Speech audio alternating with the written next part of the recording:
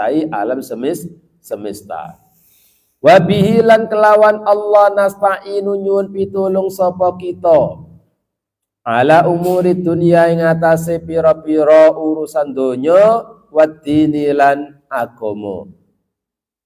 Kepada Allah kita juga memohon pertolongan, baik pertolongan yang sifatnya duniawi, lebih-lebih urusan-urusan yang berkaitan dengan agama kita itu yang berhak mendapatkan atau kita mintai pertolongan adalah Allah Subhanahu wa ta'ala. Apakah kita boleh meminta tolong kepada orang lain selain Allah? Boleh. Kita minta tolong kepada teman kita minta tolong kepada sahabat kita minta tolong boleh, tapi sebaik-baik yang dimintai pertolongan adalah Allah Subhanahu wa ta'ala, baik itu urusan duniawi atau urusan akhirat. Wa bihi nasta'inu ala umurid dunya waddin.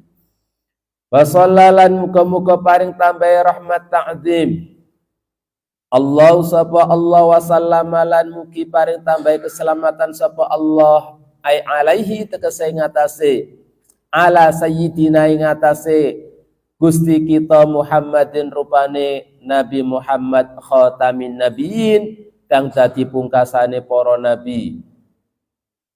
Ala sayyidina ing atase Gusti kita Muhammadin rupane Muhammad khatamin nabiyyin kang dadi pungkasane para nabi.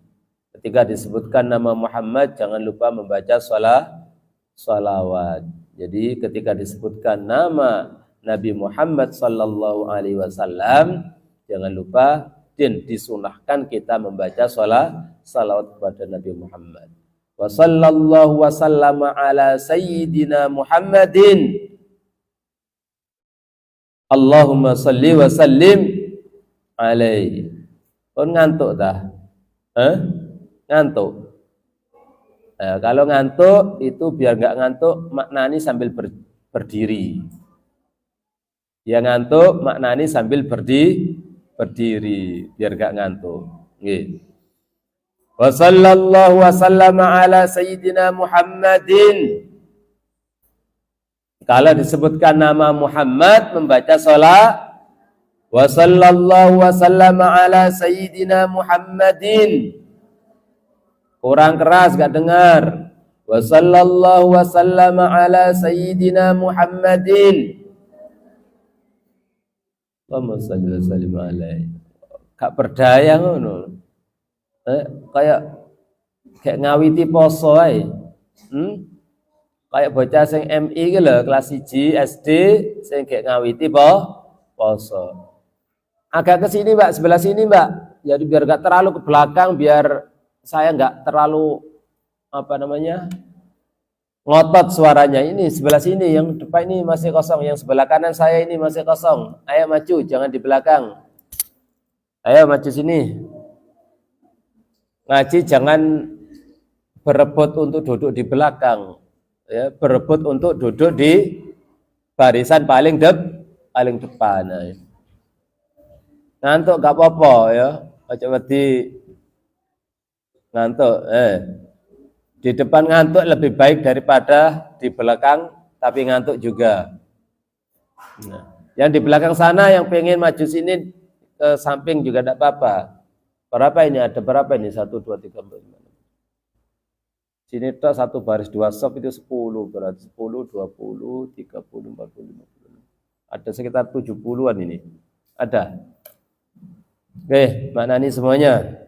Jadi kalau disebutkan nama Muhammad jangan lupa membaca sholawat. Wa sallallahu wa sallama ala sayyidina Muhammadin khatamin nabiyyin kang dadi pungkasane para nabi. Kemudian juga membaca sholawat kepada Nabi Muhammad sallallahu alaihi wasallam. Kita tahu bahwasanya Nabi kita adalah Nabi Muhammad sallallahu alaihi wasallam. Nabi yang kita harapkan syafaatnya, Nabi yang kita agungkan, makhluk yang paling utama adalah Nabi Muhammad sallallahu alaihi wasallam. Kita sebagai umatnya juga umat yang paling mulia.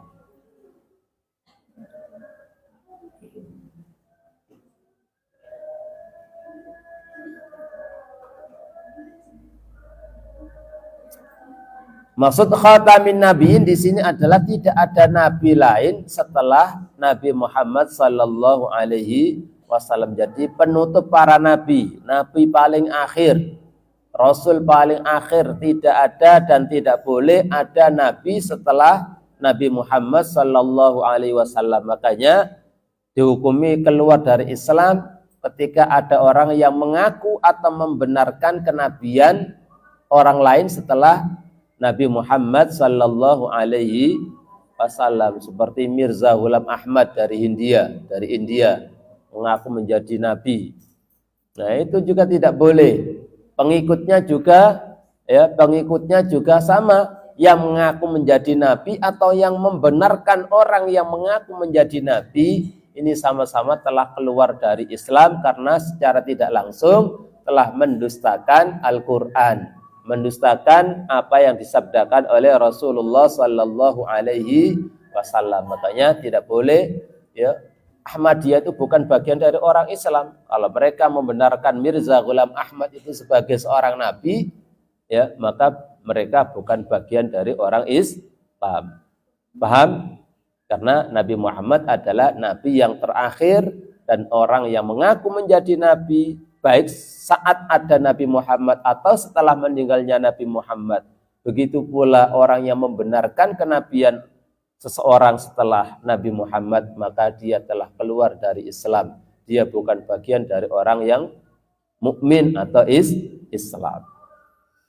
Wa alihi lan muga-muga tetep ing atase keluargane Kanjeng Nabi.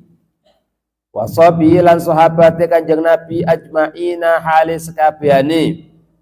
Yang dimaksud keluargane Kanjeng Nabi adalah kerabat-kerabat Nabi yang mukmin atau pengikut-pengikutnya yang soleh. Jadi semua kerabat Nabi yang beriman, yang mukmin itu masuk dalam doa ini.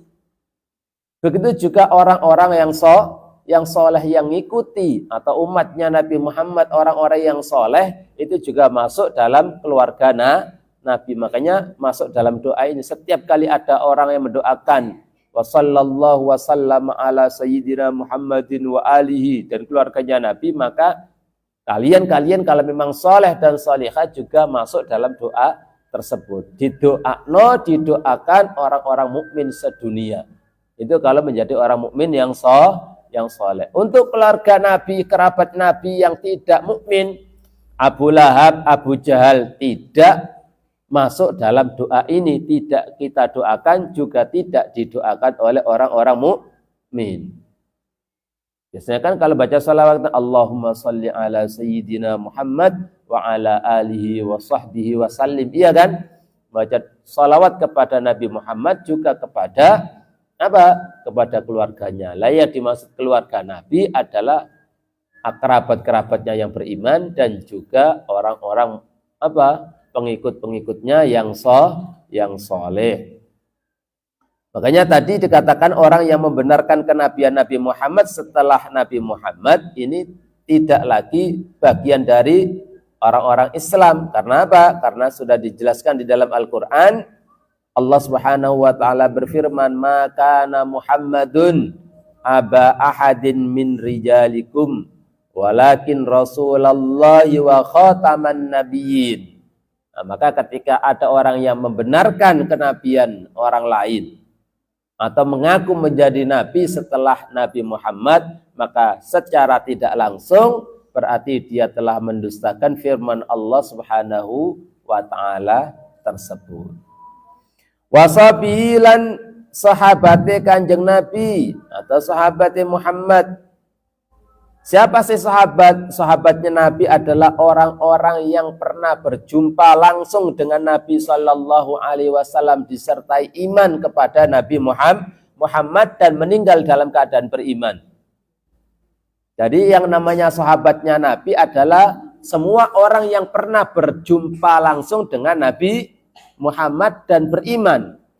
Kalau berjumpa langsung dengan Nabi Muhammad tapi tidak beriman, maka tidak dikatakan sahabat. Abu Lahab, Abu Jahal, dan kafir Quraisy yang lainnya berjumpa, dan mungkin di antara mereka juga pernah menyentuh kulit jasad Rasulullah Sallallahu Alaihi Wasallam, tapi karena tidak beriman maka tidak dikatakan sahabat. Atau beriman tapi bertemunya tidak langsung, seperti melalui mimpi. Ya. Sampean karena rajin membaca sholawat, rajin membaca atau belajar kitab-kitab ya Ahlus Sunnah wal Jamaah, kitab-kitab para ulama, kemudian tertidur, saking capeknya tertidur lelap, mimpi berjumpa Rasulullah Sallallahu Alaihi Wasallam, maka tidak bisa dikatakan sahabat. Kenapa? Karena melalui mimpi. Sekalipun mimpi berjumpa dengan Nabi Muhammad itu adalah nyata, karena setan tidak bisa menyerupai Nabi Muhammad. Kalau sampai mimpi bertemu satroy semisal dalam mimpi, bisa saja jin yang menyerupa, atau mimpi bertemu dengan babah, atau mimpi berjumpa dengan Sunan Giri, bisa saja itu jin yang menyerupai Sunan Giri. Tapi kalau yang dijumpai dalam mimpi adalah Nabi Muhammad, maka itu 100% adalah Nabi Muhammad beneran. Sekalipun itu adalah yang dilihat adalah, yang dijumpai adalah Nabi Muhammad beneran, tapi karena jalurnya lewat mimpi, maka yang melihat Rasulullah melalui mimpi tidak bisa dikatakan sahabat. Sekalipun dia beriman. Syaratnya apa? Berjumpa langsung dan beriman. Atau dan juga tidak bisa dikatakan sahabat kalau beriman saja tapi tidak pernah berjumpa, sekalipun satu masa. Seperti Uwais Al-Qarani. Uwais Al-Qarani itu hidup satu masa dengan Nabi Muhammad, tapi hidupnya di Yaman. Bahkan sahabat-sahabat Nabi kalau pergi ke Yaman itu Nabi titip salam kepada Uwais Al-Qarani. Tapi Uwais ini tidak bisa dikatakan apa? Sahabatnya Nabi. Kenapa? Karena tidak pernah berjumpa langsung dengan Nabi Muhammad. Padahal hidupnya ya satu masa dengan Nabi Muhammad. Nabi Muhammad ada di Madinah, Uwais ada di Yaman. Itu. Paham ya? Jadi di samping berjumpa langsung juga beriman dan mati dalam keadaan beriman. Kalau matinya tidak dalam keadaan beriman, sekalipun pernah berjumpa iman dengan Nabi Muhammad tapi akhirnya adalah murtad, maka tidak termasuk sahabatnya Nabi. Maka sahabat-sahabatnya Nabi ini juga didoakan dan selalu mendapatkan doa dari orang-orang mukmin. Makanya kalian harus bisa membedakan mana itu keluarganya Nabi yang masuk dalam doa ini, dan juga siapa sih sahabat-sahabat Nabi. Wala haula lan ora ono daya saking ninggalno maksiat, wala quwata lan ora ono kekuatan ing atase nglakoni taat illa billahi kejaba kelawan Allah al-ali kang maha luhur, al-azimi kang maha agung. Maka kita memohon kepada Allah Subhanahu wa taala, kita bisa menghindarkan diri, menjauhkan diri dari hal-hal yang negatif. Kita bisa selamat dari maksiat-maksiat, itu ada atas penjagaan Allah Subhanahu wa taala. Allah melindungi kita dari berbuat maksiat, berbuat jahat. Kita juga bisa melakukan kebaikan-kebaikan, ketaatan-ketaatan itu karena diberikan kekuatan oleh Allah Subhanahu wa taala. Makanya kita berdoa la haula wala quwata illa billahil aliyyil azim. Ini dibaca terus setiap sore, setiap habis asar baca wirid la haula wala quwata illa billah. Sampai di situ. La haula wala quwata illa billah, nanti sampai 99. Pas hitungan yang ke-100, la haula wala quwata illa billahil aliyyil azim. Itu diwiridkan ya, dijadikan wirid. Tuh. Jadi la haula wala quwata illa billahil aliyyil azim. Makanya kita tidak boleh sombong. Ya, kita tidak boleh menyombongkan diri. kita bisa seperti ini, kita bisa seperti itu, kita sukses dan lain sebagainya, itu semuanya semata-mata atas pertolongan Allah Subhanahu wa ta'ala. Tanpa pertolongan Allah, kita bukan siapa-siapa dan tidak bisa apa-apa. Kita bisa melakukan kebaikan, bisa ngaji seperti ini di saat yang lainnya pada asik tiduran, ya. Kita sibuk dengan kitab, kita sibuk dengan mendengarkan kajian-kajian agama. Dan pahalanya subhanallah, orang yang belajar satu bab ilmu itu pahalanya lebih besar daripada sholat sunnah 1000 rakaat. Dalam hadis Rasulullah sallallahu alaihi wasallam menyebutkan, ya Aba Dzar, la antaghduwa fatata'allama baban minal ilmi khairun laka min an tusalliya alfa rak'ah. Sahabat Abu Dzar, jika kamu pergi pagi-pagi, ya tidak aja pagi, pokoknya intinya pergi keluar untuk mencari suatu ilmu, satu bab saja, itu kata Rasulullah pahalanya lebih banyak, lebih besar daripada sholat sunnah 1000 rakaat. Samian sholat taraweh satu bulan itu 20 rakaat ditambah witir 3 selama 30 hari itu tidak sampai 1000 rakaat. Itu masih kalah dengan sama sekali hadir di majelis ini mendengarkan satu bab tentang ilmu agama. Kalau beberapa bab, tadi menjelaskan tentang keluarganya Nabi, tadi menjelaskan tentang siapa itu Nabi Muhammad, tadi menjelaskan hukum orang yang mempercayai kenabian orang lain setelah Nabi Muhammad, menjelaskan tentang sahabat. Sudah berapa masalah ilmu yang dibahas dalam satu pertemuan itu? Sudah berapa ribu rakaat, ya, yang didapatkan kalian? Gak capek tapi pahalanya luar biasa.